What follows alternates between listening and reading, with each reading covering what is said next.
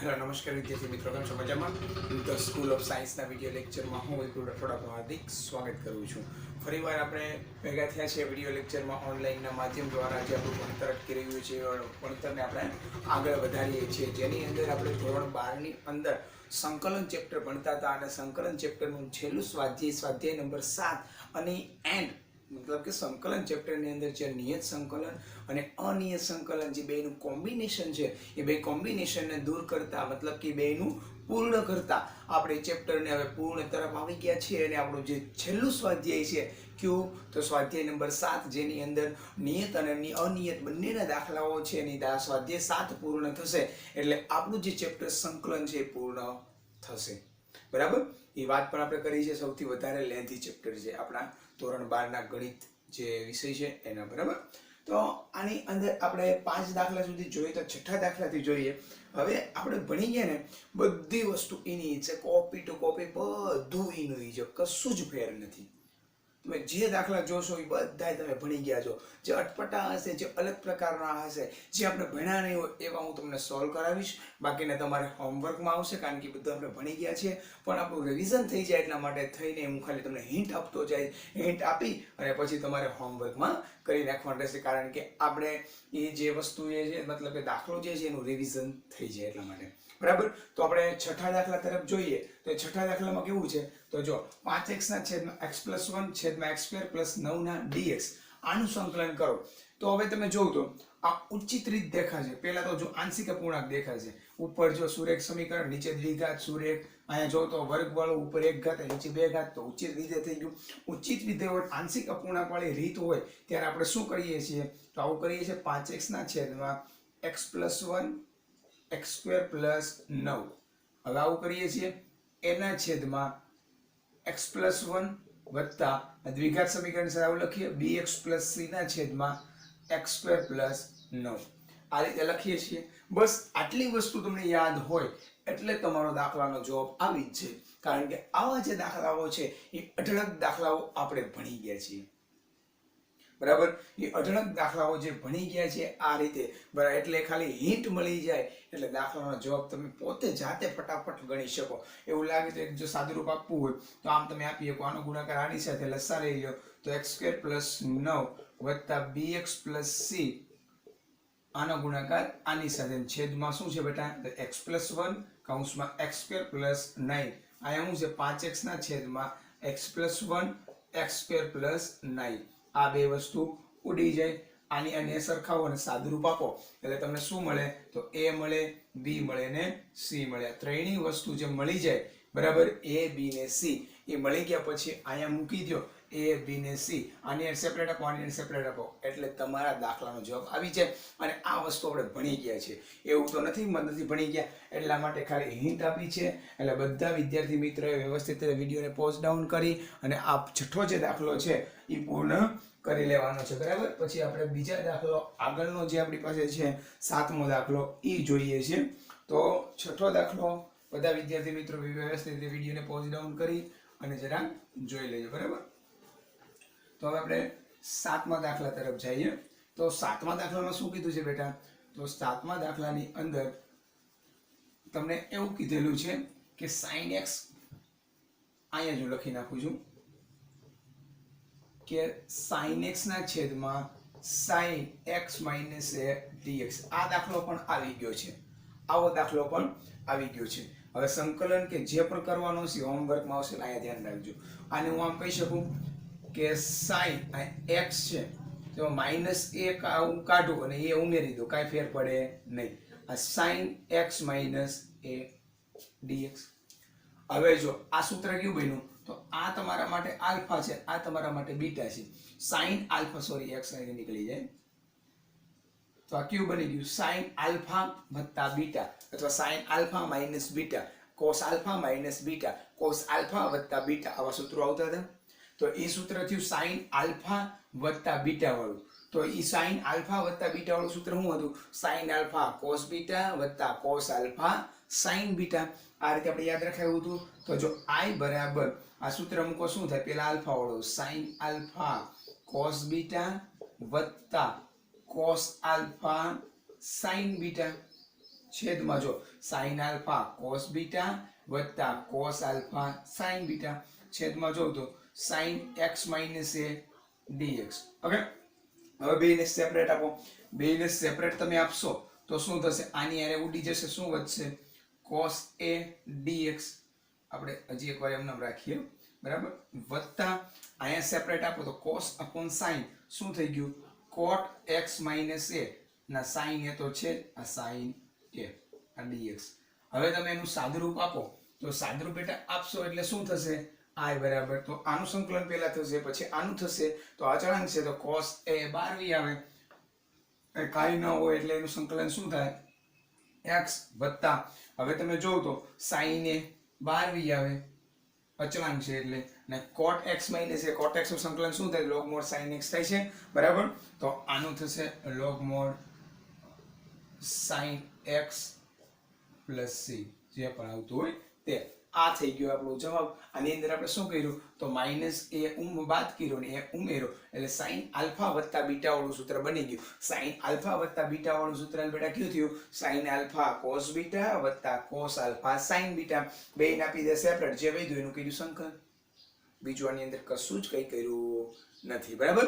તો બધા વિદ્યાર્થી મિત્રો વ્યવસ્થિત વિડીયોને પોઝ ડાઉન કરી અને આપણે જે પણ દાખલો બનાવીએ, મતલબ કે દાખલો ગણાવીએ છીએ અને તમે જે પણ બુક બનાવો છો એની અંદર નોટ ડાઉન કરતા રહ્યો, જેથી કરીને આપણે કાંઈ પણ પ્રશ્ન હોય તો એ પ્રશ્નનું તમે બુકની અંદર સોલ્યુશન ગોતી શકો, બરાબર બેટા. તો બધા વિદ્યાર્થી મિત્રો વિડીયોને પોઝ ડાઉન કરી અને આપણે જે બુક બનાવી છે એની અંદર નોટ ડાઉન કરી લ્યો દાખલાને, 6ઠ્ઠો અને 7મો બંને દાખલાને. અને 6ઠ્ઠો હોમવર્કમાં છે, ભૂલાય નહીં.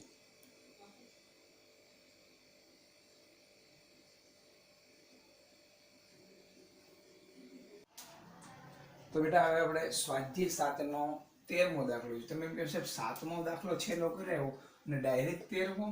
બેટા 8, 9, 10, 11 ને 12 એકદમ ઈઝી અને સહેલા દાખલાઓ છે. એટલે આ દાખલાઓ તમારે હોમવર્કની અંદર કરવાના છે. એકદમ ઈઝી અને સહેલા છે. ન આવડે તો પછી મને જાણ પણ કરવાની છે, જેથી કરીને આ દાખલાનું આપણે જે પણ નિવારણ લાવવાનું હોય નિવારણ આવી જાય, બરાબર. એટલે 8, 9, 10, 11 ને 12 આ દાખલાઓ જે છે એ હોમવર્કમાં તમારે પૂર્ણ કરવાના છે. આપણે હવે 13મા દાખલાથી જોઈએ છીએ, બરાબર બેટા. તો બધા વિદ્યાર્થી મિત્રો અહીંયા જ ધ્યાન રાખે અને હોમવર્કમાં જે વસ્તુ આપેલી છે પછી પૂર્ણ કરતા રહે. હવે અહીંયા આવો દાખલો આપેલો છે, મતલબ કે આવો આપેલો છે e⁻x upon 1 plus e⁻x બીજા કૌંસમાં 2 plus e⁻x. તો હું શરૂઆત કરું છું દાખલાની. તો જો ધારો કે e⁻x બરાબર t, વિકલન કરો શું થાય? e⁻x નું e⁻x, x નું dx dt. હવે તમે મૂકો તો I બરાબર e⁻x dx એટલે શું થયા? dt છેદમાં 1 plus t 2 plus t. Okay, તો આ વસ્તુને આપણે આંશિક અપૂર્ણાંકની રીતે દાખલો ગણી શકીએ. એમાં કોઈ બેશક વસ્તુ છે, ગણી શકીએ. પણ આપણે એવી પણ વસ્તુ જોઈ ગયા હતા કે ઘણી વાર કાઉન્સનો સરવાળો બાદબાકી કરી અને ગોઠવાઈ જતું હોય તો એ આંશિક અપૂર્ણાંકની રીતમાં જઈને અઘરું બધું બનાવવું એની કરતાં એક સ્ટેપમાં જ પતી જાય. તો આપણે શું કરાય? તો એક સ્ટેપમાં જો આપણે પતતું હોય તો એ જ કરાય. તો શું કામ આપણે એવું બધું કરવું જોઈએ? તો પહેલા કાઉન્સની બાદબાકી અથવા સરવાળો ચેક કરી લેવાનો. તો અહીંયા ચેક કરીએ તો જો I બરાબર ચેક કરો તો શું થાય? 2 plus t minus 1 plus t છેદમાં dt ને છેદમાં તો 1 plus t 2 plus t તો હતું જ. તો ઉપર મેં જે નીચેનો કૌંસ એનો સરવાળો અથવા બાદબાકી કરો સેટ થાય. તમે બાદબાકી કરી 2 plus t તો આવું જ 2 plus t minus 1 minus t, તો minus 12 લીધું. તો જો t t ઉડી ગયા, બેમાંથી એક જગ્યાએ કાંઈ ફેર પડ્યો નહીં. કાંઈ ફેર પડે? કશું જ ફેર પડે નહીં. હવે તમે બેયને આપી દો સેપરેટ. હું બેયને સેપરેટ આપું એટલે શું થાય? તો આને સેપરેટ આપો 2 plus t 2 plus t ઉડી જાય. વધે શું? તો આવું વધે 1/1 plus t વત્તા માઇનસ આ બેને સેપરેટ આપો 1 plus t 1 plus t ઉડી જાય, શું વધે? ઓકે, 1/2 plus t વધે. હવે એનું સંકલન કરવાનું છે. હવે એનું સંકલન કરો તો શું થાય? 1/1 plus t એટલે શું થાય? log mod 1 plus t minus હવે 1/2 plus t કરો એટલે શું થાય? log mod 2 plus t આ પ્લસ c. હવે t ની કિંમત શું ધારી છે? e⁻x. એ વસ્તુ મૂકી દો તો I બરાબર log 1 plus e⁻x minus log 2 plus e⁻x plus c. આ થઈ ગયો તમારો જવાબ. શું થઈ ગયો બેટા? આ થઈ ગયો તમારો જવાબ. બરાબર. આ તો આપણો 13મો દાખલો. આની અંદર મેં કશું જ કર્યું નથી. આની અંદર શું કર્યું બેટા? તો ખાલી મેં e⁻x બરાબર t ધાર્યું છે. t ધારી અને મૂકી દીધું. અહીંયા આંશિક અપૂર્ણાંકની રીત લગાડી શકો. એવું ન આવડે તો તમે અહીંયા બે પેલા કાઉન્સ હોય તો કાઉન્સની અંદર ચેક કરી લો. સરવાળો બાદબાકી કરીએ તો કે મેળ આવે છે. જો મેળ આવી જતો હોય તો બીજું કશું કરવાની જરૂર નથી. બરાબર. તો બધા વિદ્યાર્થી મિત્રો વ્યવસ્થિત વિડીયોને પોઝ ડાઉન કરી અને આપણે જે પણ બુક બનાવીએ છીએ એ બુકની અંદર 13મો દાખલા અને 13મા દાખલાને નોટ ડાઉન કરી લેજો ભૂલ્યા વગર. બરાબર. આવો 14મો દાખલો છે. જો અહીં લખેલો છે મેં. બરાબર. તો બધા વિદ્યાર્થી મિત્રો એવું લાગે તો વિડીયોને પોઝ ડાઉન કરી લો, રિવાઇન્ડ કરી બીજી વાર જોઈ લો અને બુક જે બનાવીએ છીએ એની અંદર નોટ ડાઉન કરી લો. આપણે 14મો દાખલો પણ સાથોસાથ રંગે હાથે લઈ લઈએ.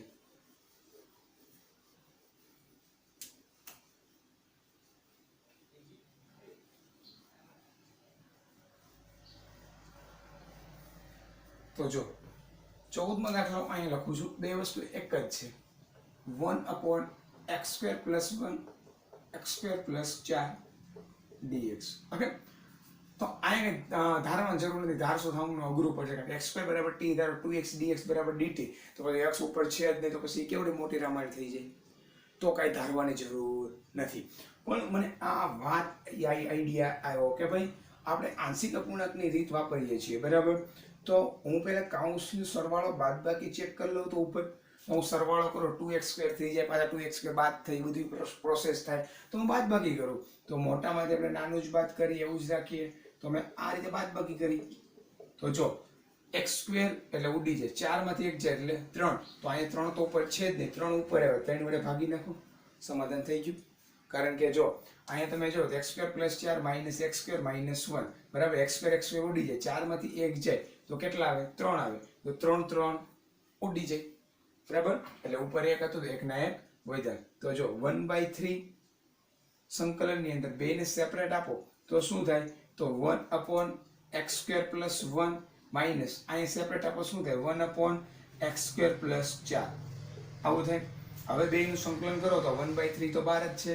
તો આનું સંકલન કરશો તો શું થશે? તો 1/x² + s². બરાબર. આ 4 છે ને તમે શું લખી શકો? 2 નો વર્ગ. તો 1/x² + s². તો 1/a tan inverse x/a. a એટલે 1 છે લખતો નથી. Minus 1/a tan inverse x/a + c. બરાબર. તો એની અંદર 1/3 અંદર મલ્ટીપ્લાય કરી દો. 1/3 અહીં મલ્ટીપ્લાય થાય, અહીંયા થાય 3 × 2 = 6. આ થઈ ગયો તમારો જવાબ. આની અંદર મેં કશું જ કર્યું નથી. 14મા દાખલાની અંદર મેં શું કર્યું? તો બે કાઉન્સ હતા એનો સરવાળો તો બાદબાકી ઉપર મૂકી ચેક કર્યું, બેને સેપરેટ આપી સંકલન કરી નાખ્યું. આની અંદર બીજું કંઈ કર્યું નથી. બરાબર. તો બધા વિદ્યાર્થી મિત્રો વ્યવસ્થિત વિડીયોને પોઝ ડાઉન કરી અને આપણે જે પણ બુક બનાવી એની અંદર નોટ ડાઉન કરતા રહેજો. અત્યારે વિડીયોને પોઝ ડાઉન કરીને આપણે બુક બનાવી એમાં નોટ ડાઉન કરી લો. પછી આપણે નવા દાખલા તરફ આગળ વધીએ.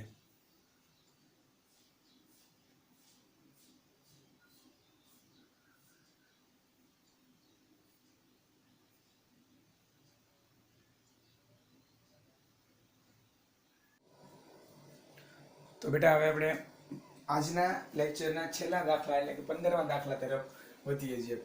cos³ x e⁻log sin x. આ e છે. બરાબર. e⁻log sin x.